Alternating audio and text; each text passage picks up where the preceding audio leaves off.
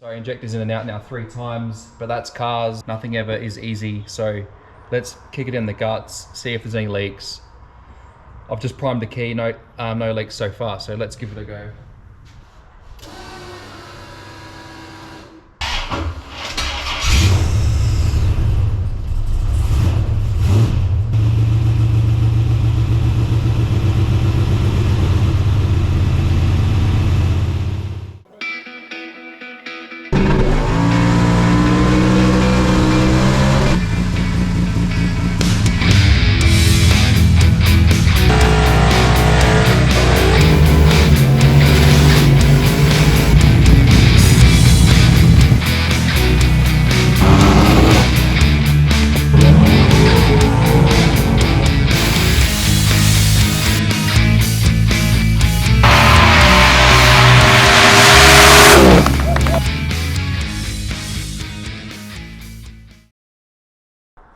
Alrighty, we're back for another video this week. We're going to be finishing off Jake's VL Calais behind me. So we've had the car here, we got it in last week, just started getting stuck into putting the roll cage in it. So while it was in for the roll cage, it's also been in for a couple of other things. So we've gone ahead and changed it's running an LS1 383 stroker.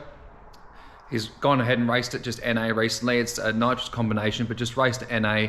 Found it a little bit restrictive up top with terms of revs and getting some flow through the engine with the factory LS1 manifold and throttle body. So we've gone ahead and changed that over to a Cathedral LS2 style VZ manifold, along with a 4-bolt throttle body, which is now 92mm instead of the old 75 roughly millimeter throttle body. So we've gone ahead and done that. We've put some Raceworks fuel rails on it, changed the extensions on the injectors and things like that. Now, before, when the car first came in, it had an OTR intake with the radiator leaned back, and we've gone ahead, put the radiator back in the factory position, help it run a little bit cooler, and put an aluminium 4-inch intake on it. So we'll swing the camera around over to the car and show you through what we've been doing. So we've just got the car set up on the 4 jack stands now, get the chassis nice and square and level for doing the cage. But in the meantime, like I discussed, we've gone ahead and done the intake manifold, changed that over. We've had to sort out an accelerator bracket for the cable, as obviously that's different from LS2 to LS1 as it's normally mounted off the throttle body. And while we're there, also made a little throttle bracket, or a little bracket, sorry, to mount the micro switch for the nitrous. So when the throttle comes all the way around on full acceleration, it'll activate the nitrous solenoid and do whatever it needs to do to control the nitrous up towards the back. We welded some 8th MPT fittings in for the Nitrous Express nozzles both sides, and obviously we've indexed these as well so that when they're completely tight with sealer, the nozzles are facing directly at the throttle body. Now this is the intake I've just finished making up for Jake. Like I discussed, it was coming over the radiator before and just wasn't working very well. It was cable tied in, there was a pull noodle in place, it was a bit agricultural. So we've neatened that up a bit for him. We've mounted it down there with a little bit of aluminium angle welded that we folded up, and it's into the factory nutsert down there that mounts with the factory VL airbox. And then for now, just fitted up like a turbo guard from Raceworks, just to keep the flow nice and smooth and non-restrictive when he goes to race this thing pretty soon for Jamboree. While I was waiting for some last minute things to be folded up for the new bolt-in roll cage to go in, we also fitted up a set of the Strange Evolution 4 brakes, the stainless steel ones, which we are doing for the early model Commodores. They fitted up sweet on top of these World full throttles, topped off with some WM titanium nuts, 1/2-inch studs, and all the good bits to go. Made up some brake lines for him, and so that's removed some weight now. I think the factory ones were around, I don't know, 14 kilos, and these ones are about 6, so eliminating some rotating mass and also some drag along the way. We'll show you across the cage quickly. So this is actually the roll cage out of my VL that's finally been removed. Jake bought the cage off of me some time ago, so we've gone ahead and stripped out the interior where we need to, pulled the headrests out, and pulled the carpet back, and then started removing all that factory sealer in place to get the floor all cleaned up for these new floor mounts that we've had fabbed up. So I've fabricated all these with the nuts welded underneath this time instead of putting the bolt all the way through the floor with washers underneath. As the floor starts to taper up towards the sides where there's a bolt, the nut on the underneath is quite a bit ugly. It tends to pull up on an angle. Didn't really like the idea, so we've gone ahead and done weld nuts underneath these little base plates, so that's quite neat. So when you look under the car, we'll just paint that up black and it'll be nice and neat. Now obviously a lot of things have changed over the years, as when we put this cage in my car, we're probably going back about 7 years now. So 2016, I think this cage was made. In 2017 or 18, I put it in the car. So a lot's changed since then. The base plates, when I put the cage into my car, was fully welded the whole way around. This time I've gone ahead and just stitched it in every 25 mil. From a fabrication perspective, I believe it's a lot stronger stitching it in rather than fully welding it the whole way around. If it ever was to be in an accident, I feel like a full weld the whole way around might tear or pull at the floor, whereas a stitch is a lot stronger, in my opinion anyway. So we'll go ahead. I'm just about to pull it off of the jack stand so we can whack it up on the hoist. I've got to pull the fuel tank out, as this runs a factory fuel tank in place. We've just finished doing the parachute setup. So this parachute setup is also off of my car. It is a factory VL style tow bar assembly, which takes a normal tow ball and also attaches the parachute. So we've gone ahead and done that, but the factory fuel tank is in place. And when it comes to doing the rear stays for the roll cage, that is mounted through the boot floor from underneath, right where the fuel tank is. So these little studded plates will go in place pretty much right at the front near where the fuel tank is in the boot floor. And then I'm going to stitch weld this from underneath. So the rear section of the roll cage is mounted from studs above the boot, or from underneath the boot floor. And then we can just do them up from inside the floor. You don't have to reach from underneath with a spanner and try and do it up with two people. We're trying to make it kind of user friendly. So if he ever needs to get this roll cage out, he can do it all on his own now with those weld nuts welded to the bottom of those base plates and no nuts underneath the car, and having to reach around gets to become a bit of a pain in the ass. So these are all the old bolts out of the roll cage, just a M10 with a nylock nut and washers, so they will all be getting replaced with brand new ones. I don't really like using nylocks again, especially on a roll cage, so we're going to replace all those, new hardened washers, spring washers, and all new bolts. So we'll go ahead now, get the car onto the hoist, lift it up. I'm going to drop the fuel tank and go ahead and get ready to prepare for those rear stays and floor mounts through the boot floor. Let's do it. Alrighty, we're just finishing off today. Had a bit of a interruption in the middle there, but nonetheless got the fuel tank out. It's a little bit of a mess underneath, but now I can get access to marking out those holes from above in the floor and drilling those out. Bit of an effort to try and get the factory filler neck out of that rubber. Was super hard.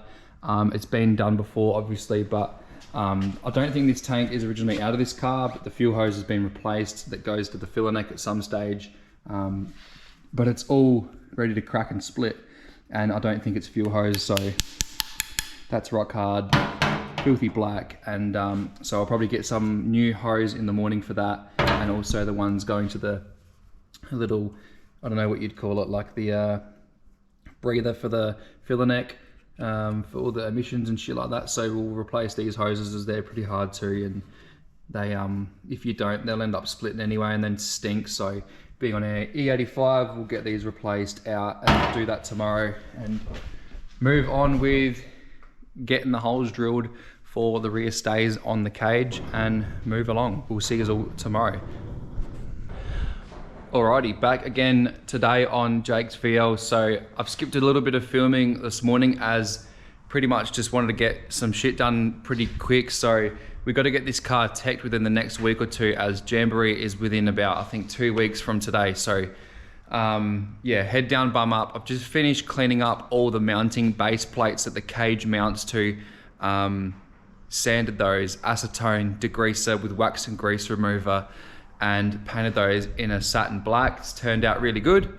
We'll spin the camera around and talk you through quickly some of that and the ins and outs of what's going on here. So I've just had the car off the hoist this morning and down and back, as I had finished yesterday welding all around all the base plates that are in the cage on the floor pan, TIG welding everything with those 25mm stitches. So this morning I went ahead and removed the back half of the cage and undone all the mounting plates and slid the cage back so that I could get in here with the car on the ground and off the hoist and just weld the front half of all these mounting plates in here, as it was really hard to get into, laying in here with some towers down. Just, yeah, really hard to get into. So I've gone ahead and finished that, painted those this morning, just a satin black, and it's turned out good. So it's a bit of a mess going on, but we're getting close. Just about to move it all back. I'm gonna actually run the tap through all these holes and threads just to make sure that it's all 100%.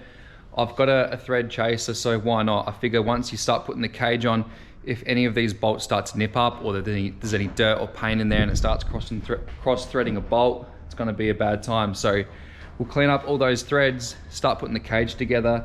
I have drilled those holes in the boot this morning that I mentioned yesterday. So marked those all out and drilled those. So they are studded from underneath on that little mounting plate that I showed yesterday.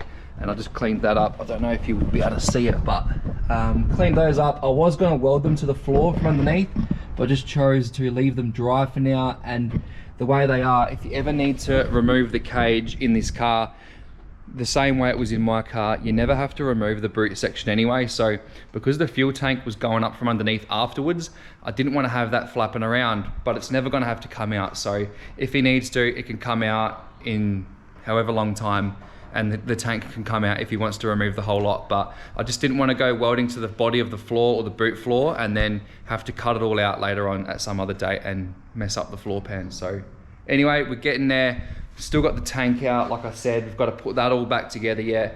Put the cage all in, the interior's got to go back in. But before we do all that, I've still got to do the parachute cable setup. So we're getting there, keep ticking along, and yeah, we'll get through it. Let's do it.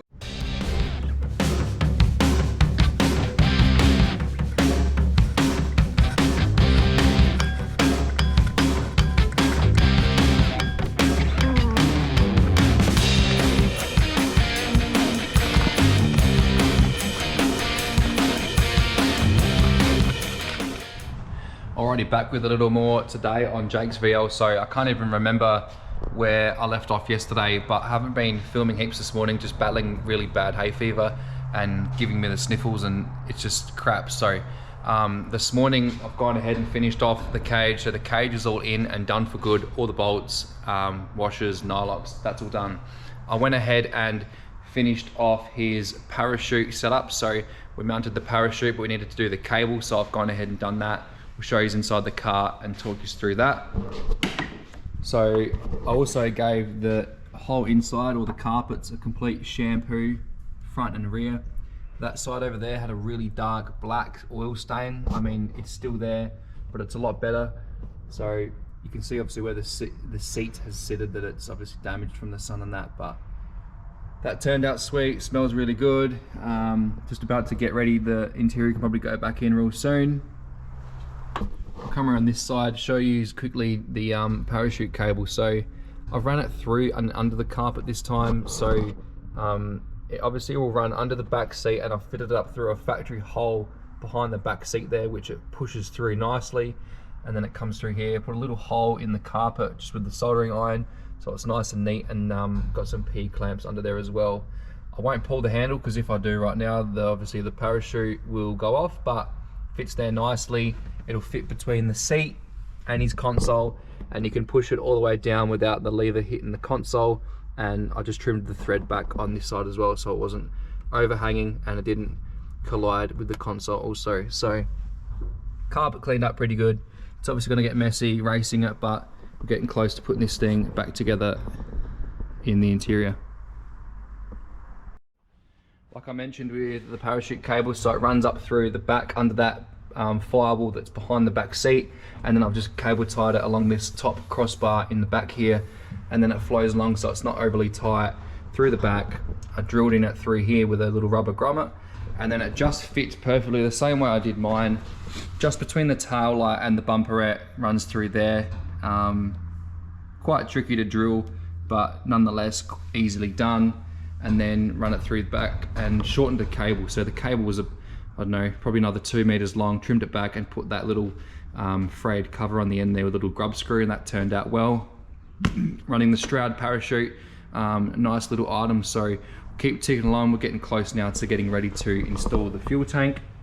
One thing I've got to finish off now is mounting the mounting the nitrous bottle brackets, as with the tow bar bracket in the boot. It moves that around, and the existing hole is right over the top or underneath the cage where that's running now. So you can see where that nut cert was, which we obviously can't use now. We're going to have to move it and put it somewhere else. So that's the next little game plan we're going to have to hatch, and get the nitrous bottle brackets mounted, and then bang the tank in. We've got to get some new hoses, which we'll sort that today. But yeah, we're getting there. Slowly keeping up with updates along the way, rather than filming every single thing I'm doing, because I'm trying to smash this one out so we can get this thing teched. All right, moving forward, let's keep ticking along.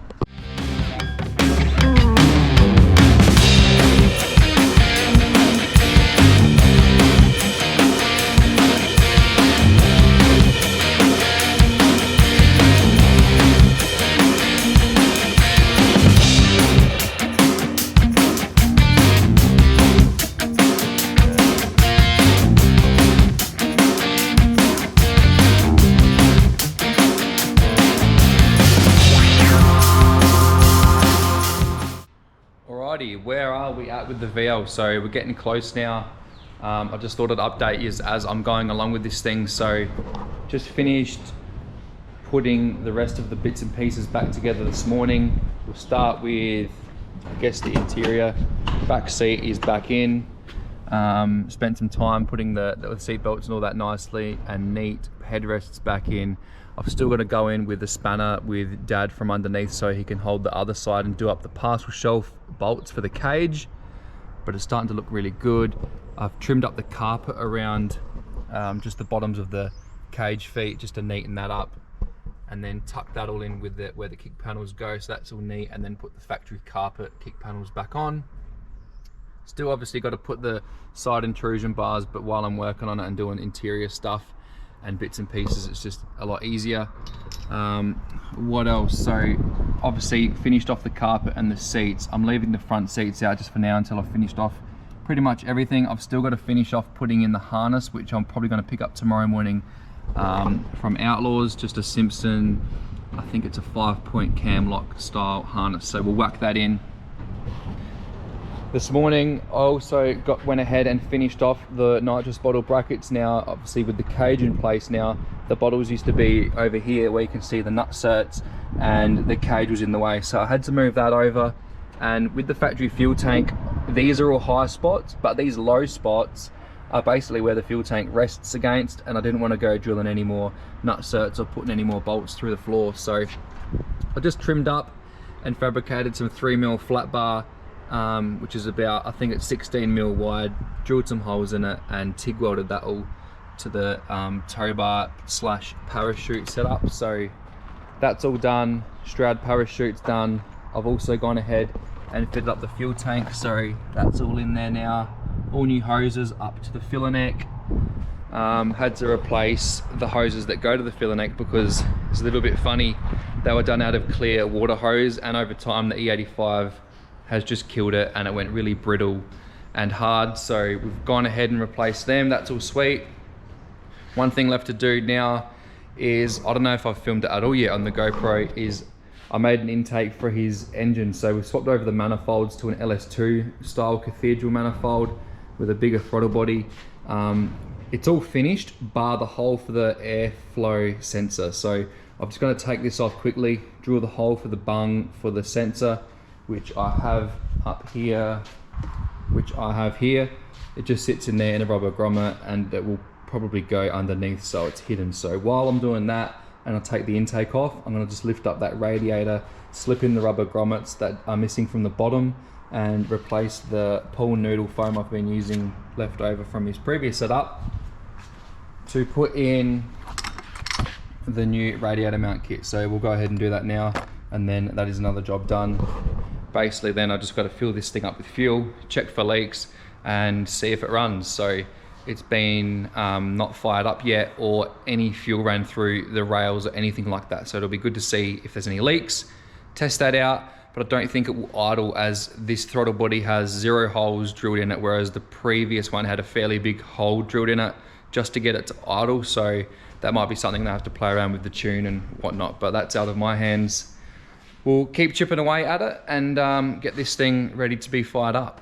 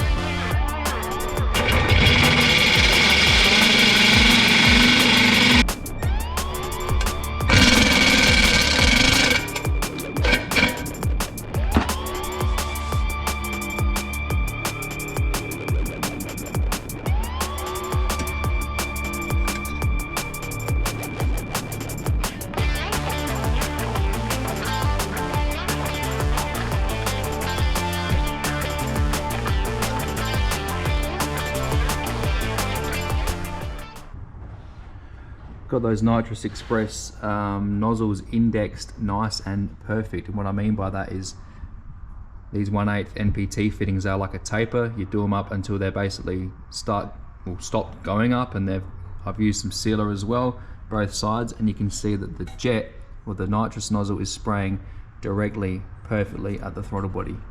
It's just the little things, but they're all the little things that make a car perform when you need it to. Just found a couple of these little clips that'll hold on the factory little radiator shroud. Now this car never had anything before, as previously it had that OTR, which they jammed between the radiator and the front panel here. So we've put the radiator back in that factory position now with the original mounts, and it was missing that shroud. So he supplied a shroud. It was missing all the little clips that hold it in, but I found a few. Couple of them were different colors, so just whacked some black etch primer on them, and now we can go along and bang all this in, and I bet you now that the car runs a little bit cooler, as out of the factory they had one of these shrouds, stops the air from going straight over the top of the radiator and going through the radiator, and it'll turn out good. So we'll bang all these in, they line up good. That's that done. That seals off the air nice to the radiator, so I can go through it rather than over it, and hopefully help keep that cool. Now I'm going to bang the intake back on, and then we can maybe put some fuel in this thing. Let's go.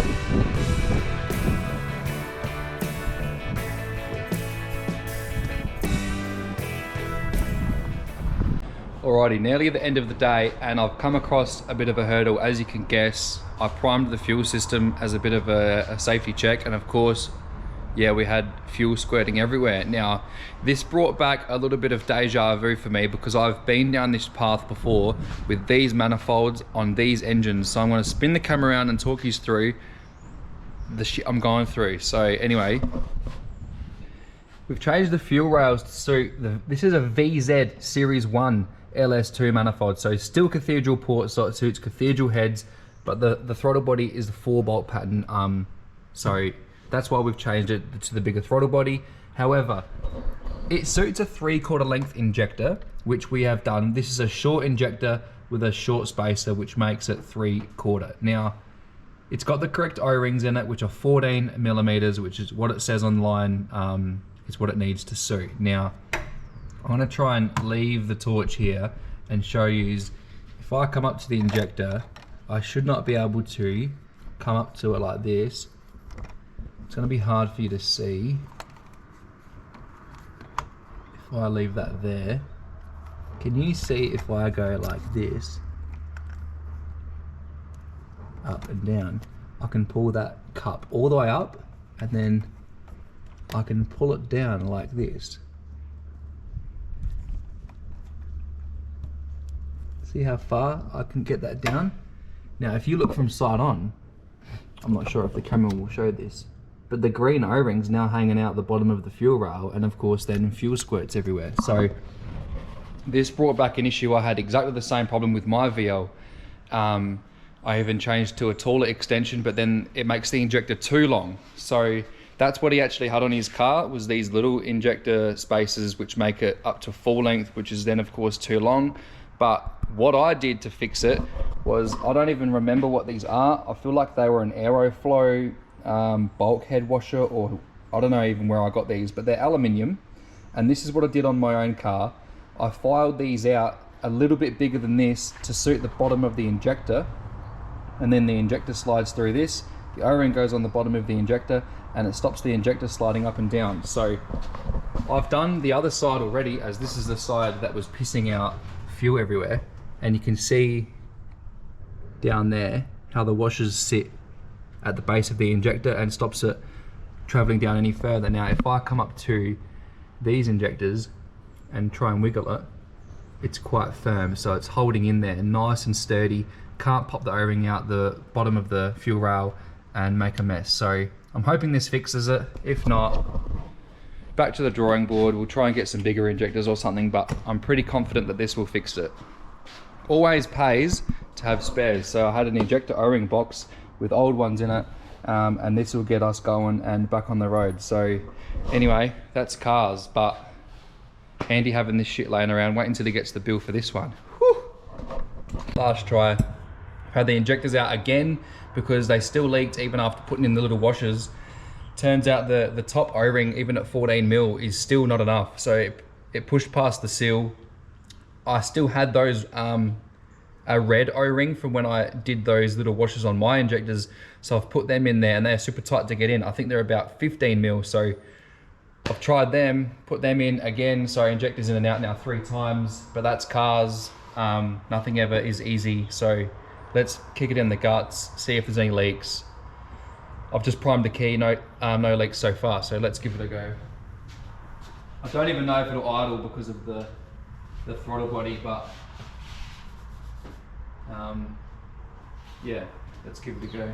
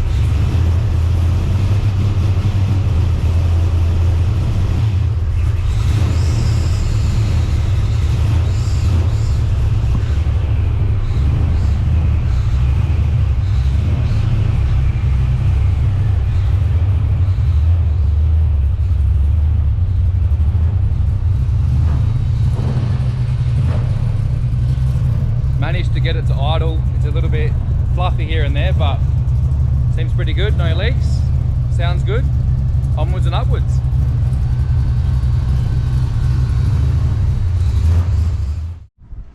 Alrighty, finishing this week off with Jake's VL. It's all ready to be picked up. We've just got the car outside, finished off the roll cage and all the things we needed to do this week, along with making and fabricating that new intake, changing the intake manifold, putting a bigger throttle body on it, and we also made the nitrous bottle brackets in the boot and a few other changes.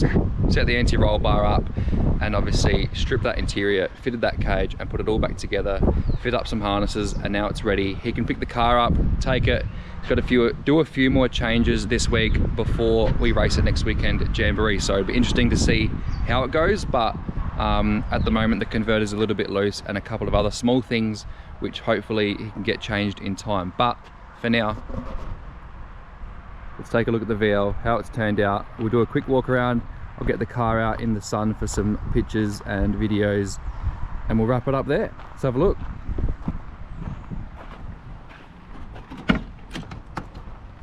It's got the interior cleaned up all nice and sweet, so I've given it a good wet and dry vac, all the carpets, vacuumed the whole car, put the interior back in it and got that cage sitting in there nice. I was happy that especially the rear Calais headrests fitted in with the rear stays, but they fitted good.